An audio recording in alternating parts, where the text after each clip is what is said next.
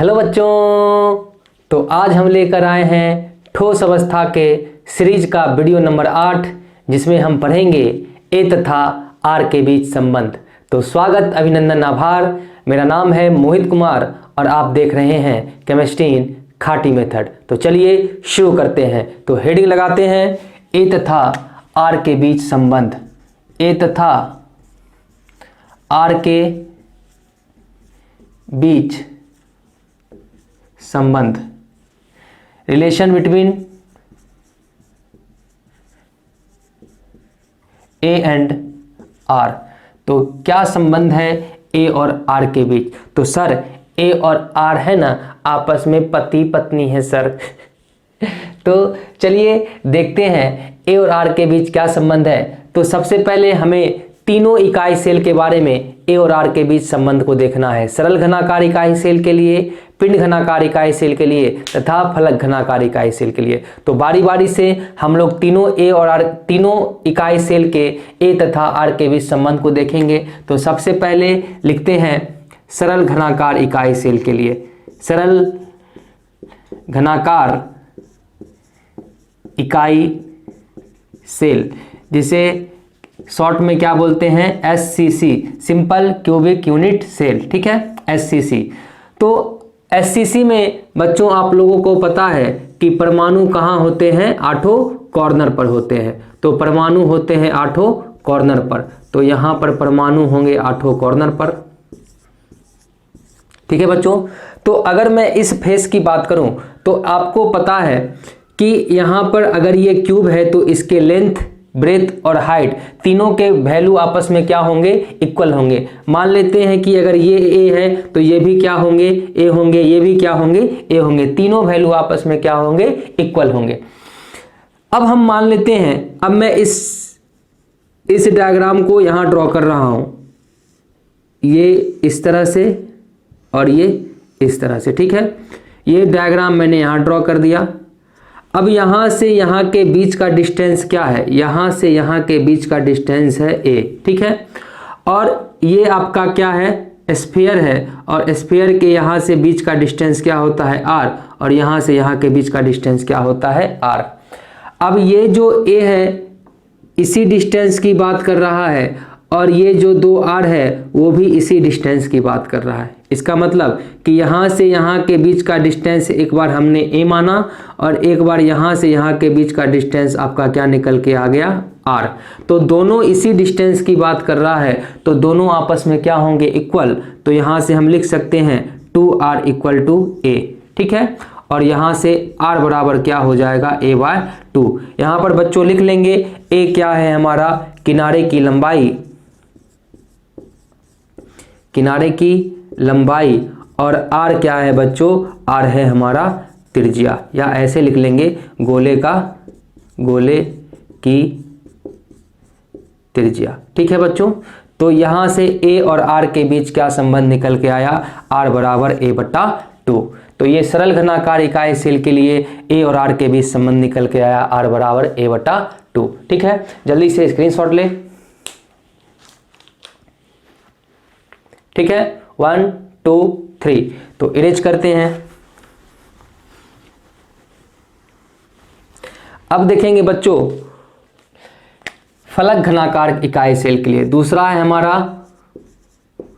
फलक घनाकार इकाई सेल, जिसे हिंदी में फलक घनाकार इकाई सेल कहा जाता है, और इंग्लिश में हम लोग कहते हैं FCC, face center cubic unit cell. ठीक है।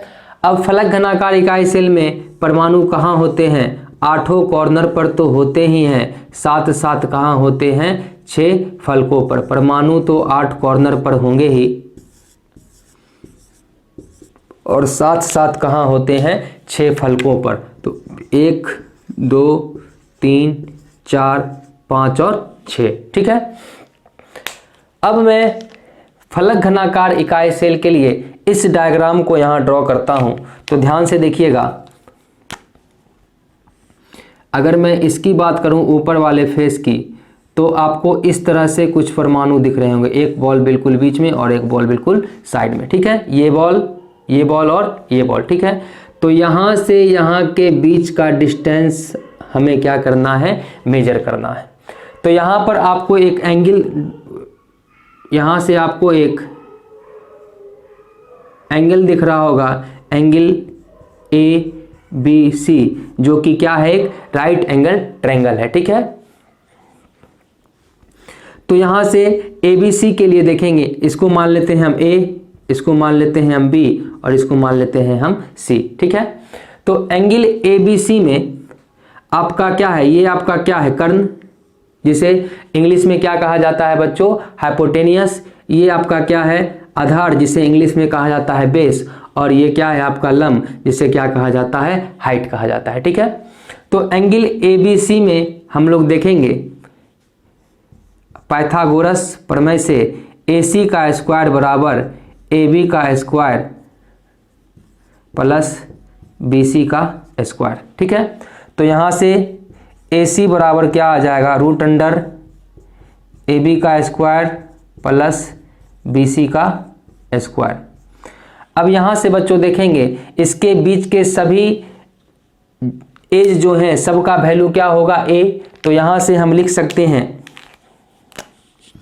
AC equal to root under A का स्क्वायर प्लस A का स्क्वायर, ठीक है। अब यहाँ से AC का वैल्यू हम देखें तो क्या यहाँ पर हम ऐसा लिख सकते हैं, एक आर इधर, एक आर इधर, एक आर इधर और एक आर इधर, यानी टोटल कितना आर, टोटल 4R। तो यहाँ से AC का वैल्यू हमारा हो जाएगा 4R और रूट अंडर 2A का स्क्वायर। तो यहाँ से 4R equal to A root 2 हो जाएगा और यहाँ से R बराबर क्या हो जाएगा, A रूट 2/4। तो हमारा फलक घनाकार इकाई सेल के लिए A और R के बीच क्या रिलेशन निकल के आया, R बराबर A रूट 2/4। मैं देख लेता हूं कैमरे में आ रहा है या नहीं, हाँ ठीक है। तो R बराबर A रूट 2/4। जल्दी से स्क्रीनशॉट ले। यहाँ भी बच्चों A क्या है, किनारे की लंबाई, और R क्या है, त्रिज्या। यहाँ से यहाँ के बीच का डिस्टेंस आप लिख लें A, और यहाँ से यहाँ के भी बीच का डिस्टेंस क्या है, A, ठीक है। जल्दी से स्क्रीनशॉट लें।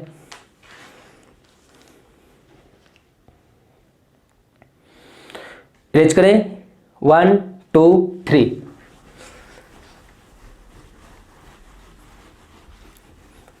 अब हमारा तीसरा जो इकाई सेल है वो है फलक घनाकार, सॉरी पिंड घनाकार इकाई सेल। जो तीसरे प्रकार का है हमारा पिंड घनाकार इकाई सेल।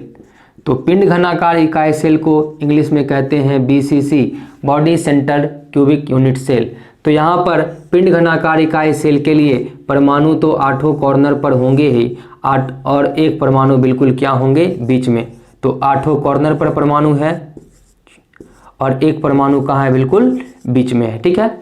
तो यहाँ से अब हमें क्या करना है, A और R के बीच रिलेशन निकालना है। तो यहाँ से हम क्या करेंगे बच्चों, यहाँ ध्यान दें, अगर मैं इसके बीच का डिस्टेंस निकालूं, यहाँ से यहाँ के डिस्टेंस को, ठीक है।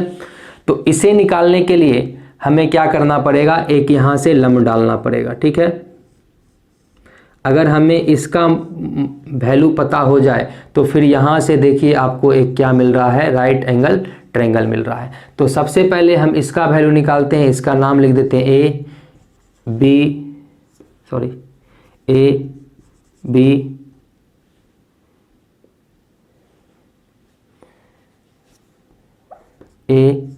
B C और D। तो सबसे पहले एंगल A B और C में इसका वैल्यू निकालते हैं। तो ये आपका क्या है, हाइपोटेनियस, ये आपका क्या है, बेस, और ये आपका क्या है, हाइट, ठीक है। तो इसकी बात करेंगे, मैं इसे दूसरे कलर से लिख देता हूँ, यहाँ से ये, यहाँ से ये और यहाँ से ये। तो एंगल ABC में AC का स्क्वायर बराबर रूट अंडर, या ऐसे लिखेंगे AC का स्क्वायर बराबर AB का स्क्वायर प्लस BC का स्क्वायर। तो AC स्क्वायर बराबर क्या होगा, A square plus A square, ठीक है। तो AC स्क्वायर का वैल्यू क्या निकल के आ गया बच्चों, 2A का स्क्वायर, ठीक है। अब हम इसका वैल्यू आपको पता चल गया कि यहाँ से जो AC का वैल्यू है वो क्या है हमारा 2A का स्क्वायर। अब यहाँ से हम एंगल AC और D में देखते हैं, तो एंगल यहाँ पर लिखते हैं एंगल AC और D में। तो एंगल ACD में क्या होगा बच्चों, AD का स्क्वायर बराबर AC का स्क्वायर प्लस यहाँ से क्या होगा CD का स्क्वायर।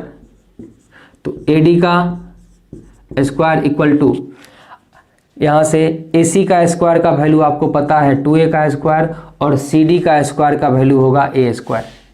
तो यहाँ से AD स्क्वायर बराबर हो जाएगा 3A का स्क्वायर। अब यहाँ बच्चों ध्यान दो, AD बराबर क्या होगा √3A का स्क्वायर। अब यहाँ से AD का वैल्यू आप देखेंगे तो एक एंगल, एक स्फीयर आपका ये है, एक स्फीयर आपका ये है और एक स्फीयर आपका ये है। तो यहाँ से आपका R कितना हो जाएगा, यहाँ एक R, 2R यहाँ और एक R यहाँ, यानी टोटल कितना R 4R। तो यहाँ से AD का वैल्यू 4R का √3A का स्क्वायर। तो 4R इक्वल टू A√3। तो यहाँ से R इक्वल टू A√3/4। ठीक है, तो यहाँ से A और R के बीच रिलेशन क्या निकल के आया बच्चों, R बराबर A√3/4। तो आज हमने सीखा कि सरल घनाकार इकाई सेल के लिए A और R के बीच संबंध क्या है, R बराबर A/2। फलक घनाकार इकाई सेल के लिए A और R के बीच क्या संबंध है, R बराबर A√3/4। और पिंड घनाकार इकाई सेल के लिए A और R के बीच क्या संबंध है, R बराबर A√3/4। ठीक है, ये कंसेप्ट आपको आगे के क्लास में जब हम पढ़ेंगे संकुलन क्षमता के बारे में, तो उसमें ये कंसेप्ट जो R का है वो वहाँ पर यूज होगा। तो इसे अच्छे से देख लें। ठीक है, जल्दी से स्क्रीनशॉट ले लें।